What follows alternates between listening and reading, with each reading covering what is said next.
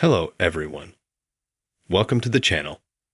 Now in this video, I will show you and tell you how to turn on the iPhone 15 Pro or 15 Pro Max. Always on display. Please subscribe to the channel. Watch the video to the end. Like it. Let's get started. To do that, we're going to go into settings. Now, once we're in settings, we scroll down to the bottom. This is where we open up the display. Scroll down and find Always on Display. Now, this is where we need to activate this setting.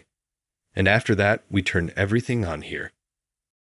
Now, when we turn the phone off, our phone will not turn off, but it will be a little bit less bright. And we will have the screen and the time lit up. If we want to turn it off, let's say we want to have a black screen, we turn it off, show wallpaper. Now turn it off. And our phone will be black and the date and time will be shown on the top. If you liked and helped this video, you can subscribe to the channel. Give us a like. Thank you very much for watching. I'll see you all again. Bye, everybody.